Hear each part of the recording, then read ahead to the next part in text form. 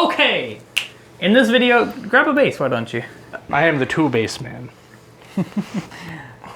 In this video, we're gonna go ahead and go over all three of these basses. These are my three favorite choices for a new beginner bass player. So the Fender Squier series, this is the Squier Affinity. I mean, I'm sorry, everyone's gonna freak out that I said Fender Squier.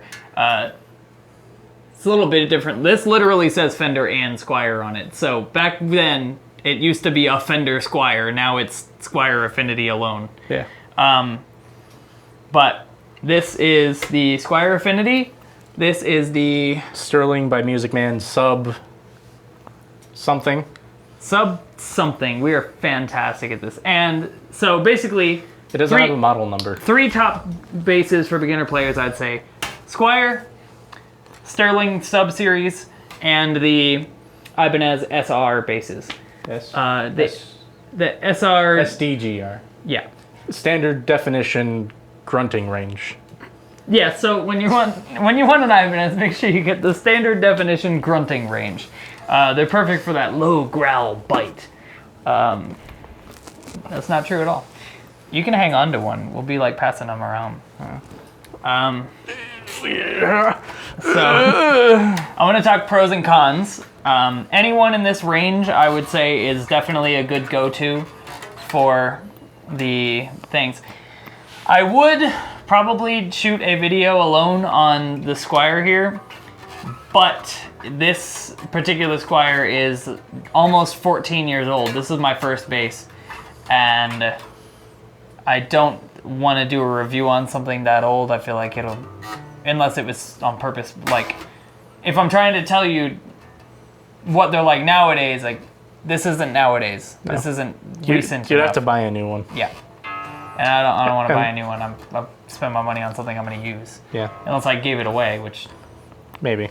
Yeah, leave it in the comments. If you want a free bass, hit us up. Leave it in the comments. A free bass. I'd probably get a J bass though. Even though you hate the look. You like the look of normal J basses. Yeah. Hate the current Squier. The current Squiers just look fat. I like them. I think they look classic. This is my volume on. Hear this? Ah, what a lovely hum on a bass amp. I don't think I normally have that. So, simple design. We've got Squier, standard Fender style stuff, Fender P-bass stuff. So P-bass split pickup. There isn't much to say. The strap buttons on these are fucking horrendous. I hate this strap button, but I didn't replace it because I don't play on this live anymore. I used to. Like once or twice? Had hard times. Actually, a few times. Oh. So a couple different bands. If we're just comparing strap buttons, I'd say this one wins. These are the closest to the Ernie Ball ones I typically use. I think it could be just like when I got my Rickenbacker, I didn't change the strap buttons at all because the Fender strap locks just fit on them. So I was just like, and no mods. So. Come on, man. Even I changed my Les Paul. I wonder if we could do that with the Ernie balls. Here, grab the strap. I don't think it'll fit because there's a screw in the way. No, does it have a... Yeah, it has to go slightly that deeper. won't fit. Take out your screws. That'll hold it. No. Perfect strap lock. So, I forgot that was on. Let's talk. We've got a non-finished neck, but it's not... It's not like unfinished. It's just kind of like, it's not ideal. These two necks feel kind of similar. Except this isn't 14 years old, and this has been worn down. Yeah. Two knobs, very simple. Volume, on and off, and tone, on and off. Because the tone currently is like half. So, tone at around half.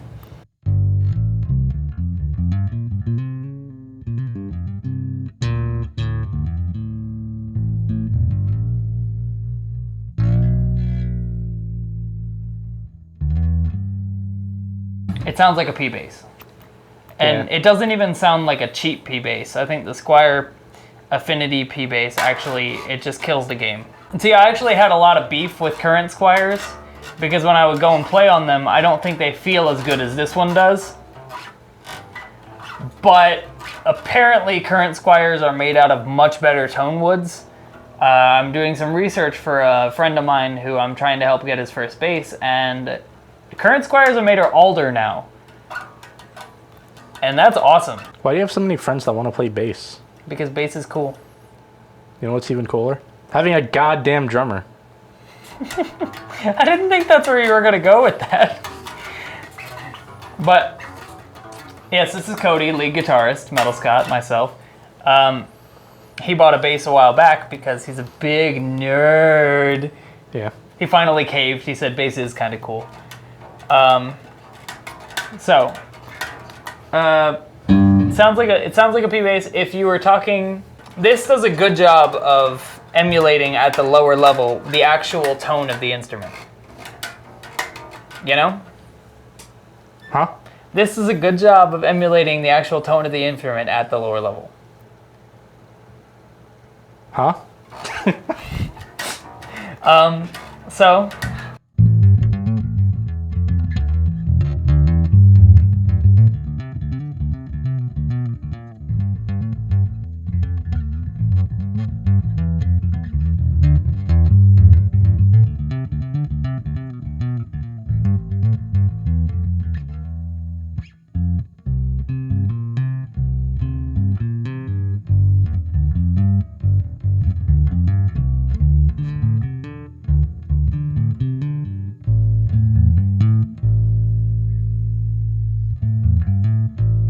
You look like Homer Simpson. When he was hey, playing Homer bass. Simpson played bass like a boss. He just picked it up and was like, and then the whole house was rumbling. Yeah. That was a good episode, man.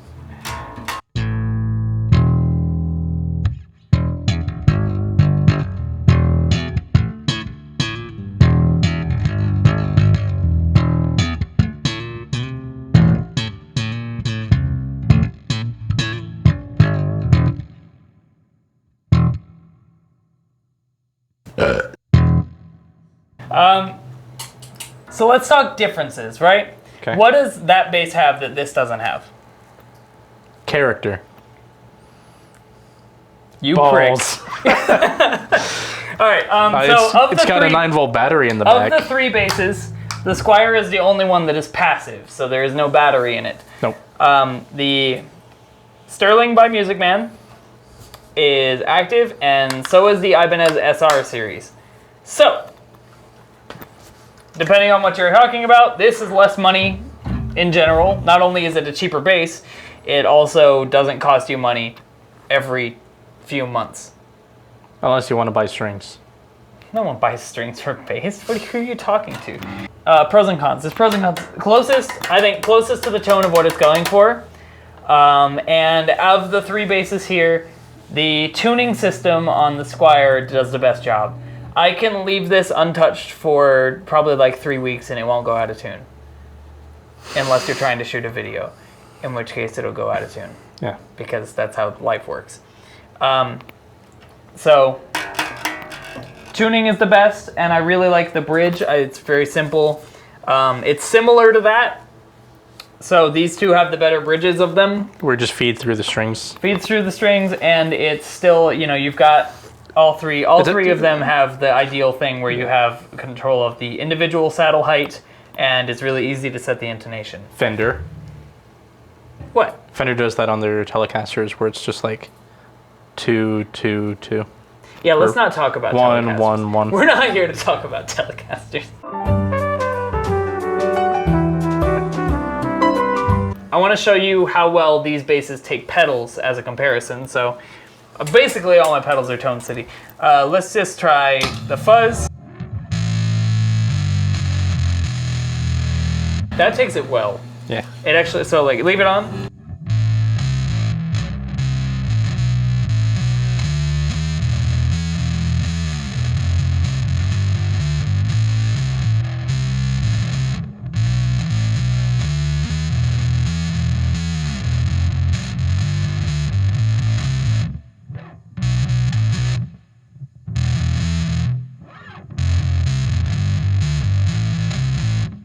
I like that. And so that's the Fux Fuzz from Tone City, and let's do the Maxon OD808. That's the Sweet Cream. No, it's not. Did you hit it? Yeah. Okay. It's on.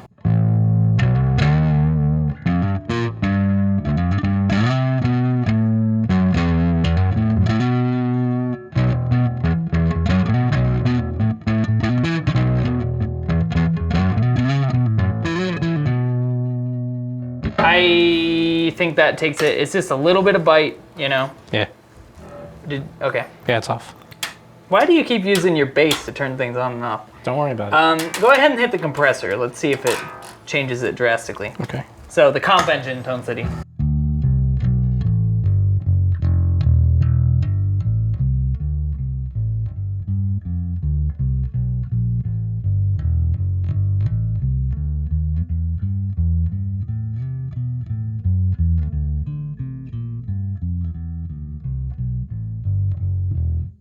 Nice. I don't know if it was your playing, but it sounded more jazzy.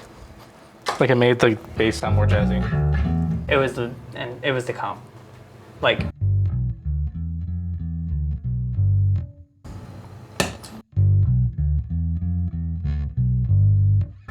aside from the slightly wrong fret, but let's hit the tuner, please.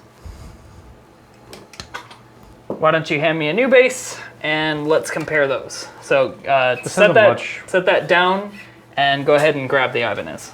The Sterling and the Ibanez. So let's talk differences. They're both active. This has a 2-band EQ. That is a 2-band EQ, but this only has one bridge pickup and that neck and bridge. So if you're looking for tonal variety of the 3 basses, this is the one to go for. The Ibanez series with your 2 pickup. The new ones have a 3-band EQ. It's a little bit easier to blend them. It's so weird that matters considering like it's all the way off, but yeah, it does matter. Because it's an active pickup. So, I think this one has the thinnest neck too? Yes, so necks. The Squier has the thickest neck all the way down. The taper isn't near as far. The Sterling's neck is really, really, really skinny up here. Like it's like 1/3 of my finger at max. And that's I just mean like overall, I think it's thinner than all the other ones. That's the middle ground. Like I can get it wrapped around pretty much up here. And cutaway wise, this is just slightly better than the Squier, which is good because I can get all the way to this.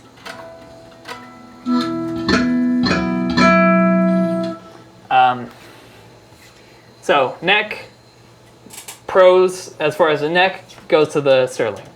So bridge is tied for best with Squier, and the tuners on this are just a flat out worse. Personally, aesthetically, I don't like this design. And if you're gonna put it like this, if you want it to be functional, it should be the low E as the one that's separate and higher up, because it'll make it tighter and it'll be better for drop tunings. It doesn't actually make sense to do it this way, but they wanted the look, I guess. I don't like it. I actually hate the way these look. This one is a little better. It's stained sort of like olive green. Yeah. I like the stain over the paint on this series.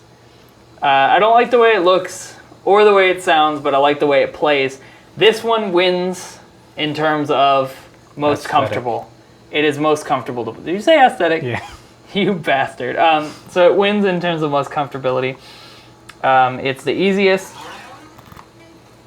It doesn't have the easiest access. That has the best access. Thanks, Ibanez. But also the dot inlays are massive on this thing. Yeah, comparatively. Like, that one's the smallest. Those ones are in the middle ground. But look at those dots. Yeah, those are huge. Dang. And the Ibanez has the biggest frets in general. But we're here for tones, right? So what did I set this up as? Max. You'll figure it out. They're both at max. It's probably not what I wanted it at. Okay, so let's go over some tones. Like I said, crappy. I don't care for it. This is also very loud. Active basses in general are loud, but these two basses are just super loud. Oof, like I plugged in my expensive bat bass and it just, Schecter. I call it the bat bass.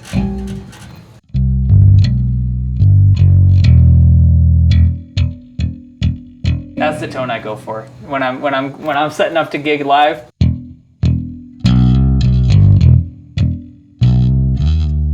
And then I miss because let's be honest, yeah. Ugh. It's too trebly. It's too trebly. So let's cut this treble down. Just bass.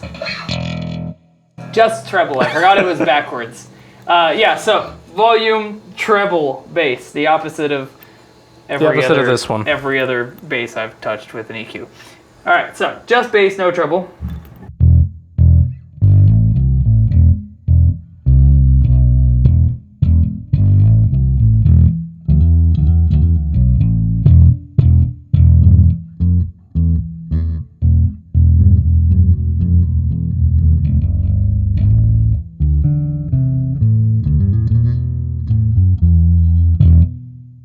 I don't think it's as bassy as the Squier one.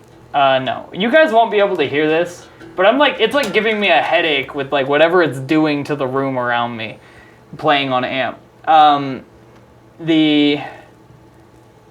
like that tone a lot more with the bassy section. Let me see it. Okay, it's your bass. Why don't you demo it for us? Okay, this is treble. This is bass. Yep. What do you put it on? Tell them what you're doing. I'm just fucking around. Let's just max bass. For the sake of it, let's just go all treble. That's not. Ew. That's gross. That's unusable. That is gross. This is middle, and let's do this on middle too. That is actually... That's really balanced. Yeah, I like that. That's really, really balanced. I like it a little more with just a little more pop on both.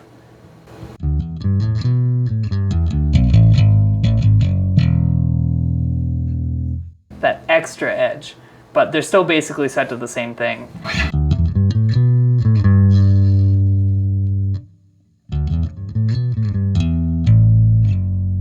So the problem is we have this EQ so that you can set up a bass and get some variety. And you can't get variety. Like, we've got the EQ so you can set it up, but it just doesn't work. You know? You basically, you get it just to get the one tone you actually like, and then you just keep it there. Right? Yeah.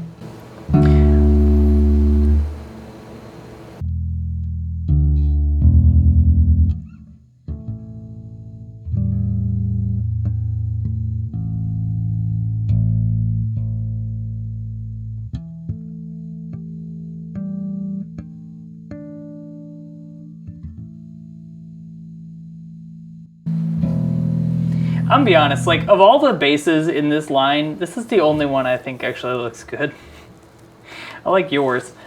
This is, as another big downside, this is the hardest one to play. Like, it feels the best on the neck. There's nowhere to put your thumb. Just don't be a baby. It's just in terms of comfortability, this has the perfect spot to put your thumb right up against on the pickup. It's like carved in for you for right on that pickup playing. It's almost like they thought of it. I know. And then the Squier has a sort of like a cutaway on the pick guard, which just gives you that right here spot, which is a good spot to rest that thumb.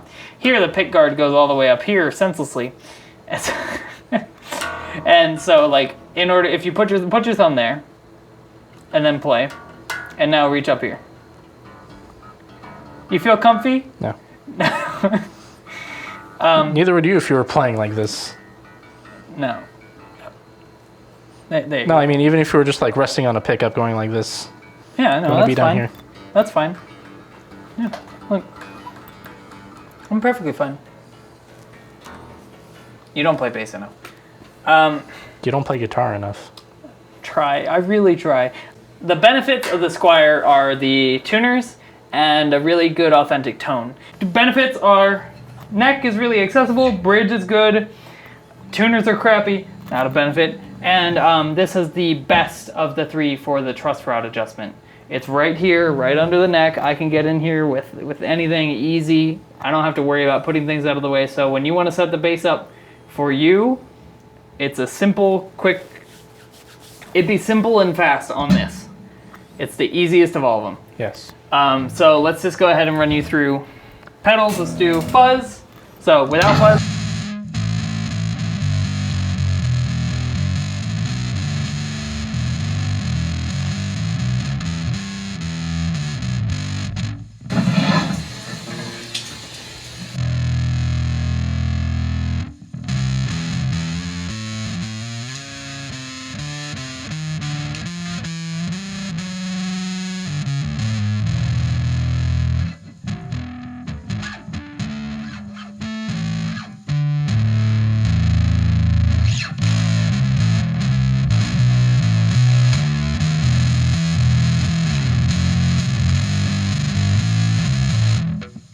It's got a bit more bite. Yeah. I don't like it more. I think it takes pedals a little bit worse than the Squier. Let's swap to the overdrive.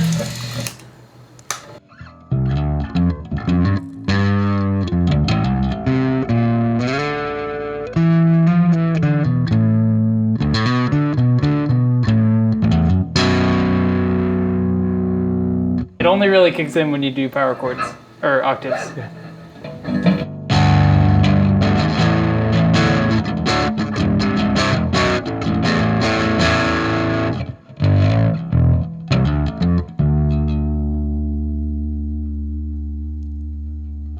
Okay, so to talk to that, let's go ahead and talk about the benefits and downsides of the Ibanez. So hit the tuner, please. Benefits and downsides. Benefit, it has the middle ground in terms of taper on the neck, so it's really easy to get on the 1 and 3. But I would say that it has the least good feeling neck. It's the slowest. Yeah. Yeah. Slowest. The tuners are good. They're right up there with the Squier, but they're not as good as the Squiers. And most of all, it's got the deepest cutaway, really, really easy to get all the way up to that beautiful 24 frets. Oh man, this 24.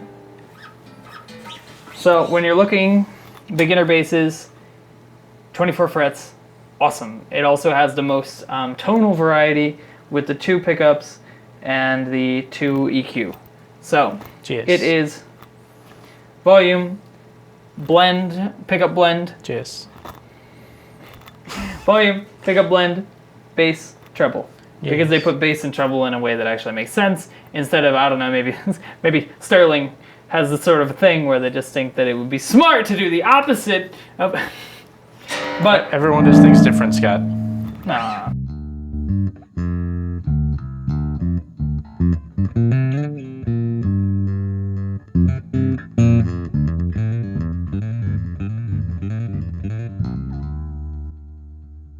So, I do think that if you want to listen to them a little more in depth on this one, we have a video exclusively on this.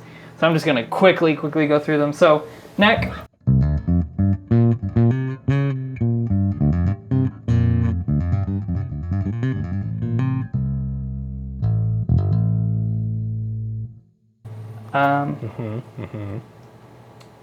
That was the bridge, wasn't it? No, that was neck. Neck.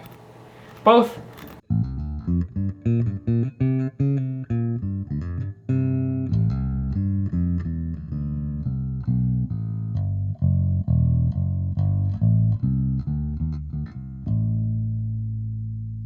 And I see.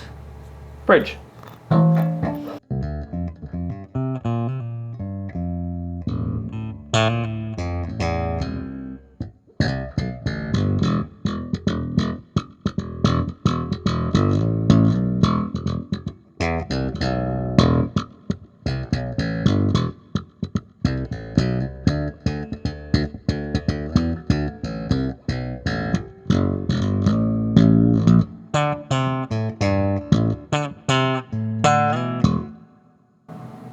kind of fun. Yeah.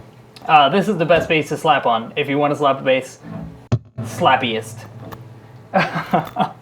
It's the slappiest. It's the slappiest. It'll slap you. Oh, baby! What happened to us? Okay, Sky, can we go get ice cream now? No, pedals. So let's just quick hit the Fux Fuzz. Fuck it. Tone City Fux Fuzz.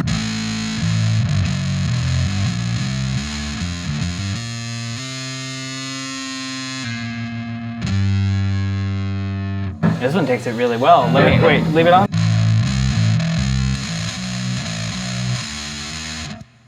I put the overdrive.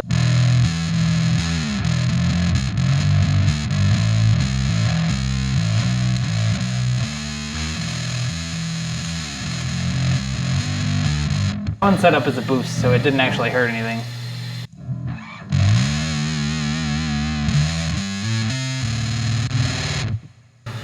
What, did you hit the delay? I flipped the switch. Oh no, don't flip the switch. No.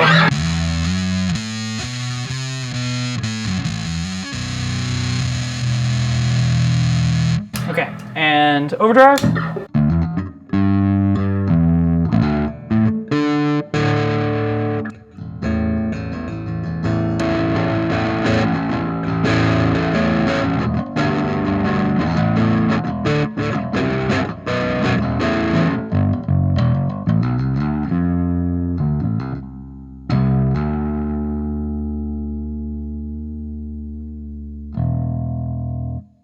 I actually think this takes pedals amazingly. So of the three basses, pedals go to the Ibanez. Yeah.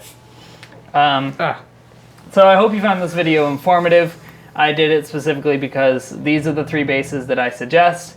It's not the only three basses out there. I just think that in the low end and the great buys for your money, The beginner package. it would be Squier at $300 for a bass, headphones, a cable, an amp.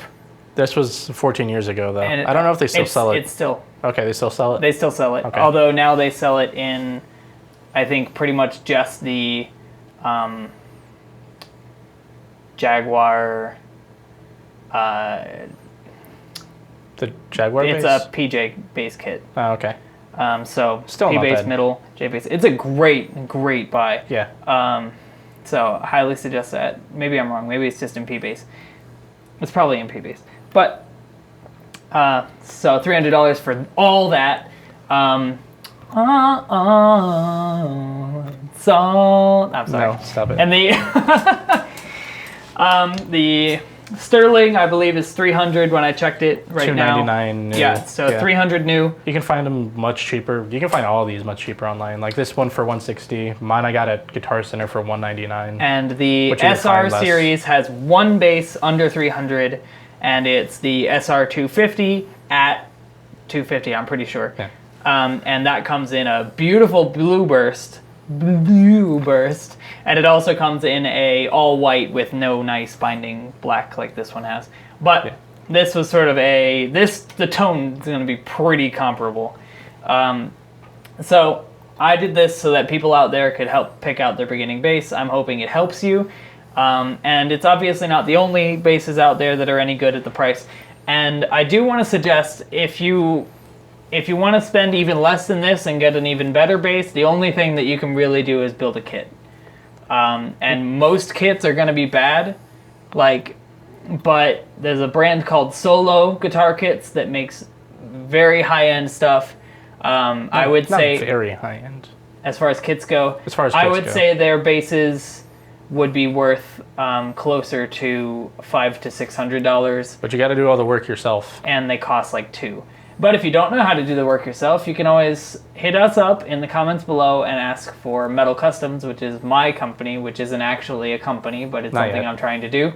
Ask for a Metal Customs build, send me the kit, I'll build it for you for a cost. I don't know, $30. it's not $30. We're debating pricing, but I won't charge you that much. It's still going to be much less than buying a $500 bass. And I'll do a full setup, and it's going to feel and play way better than any of these. But just so you know, that's why I did it. Thank you for watching. This is Cody. I'm Metal Scott, and this has been Robot Romance. See ya, nerds.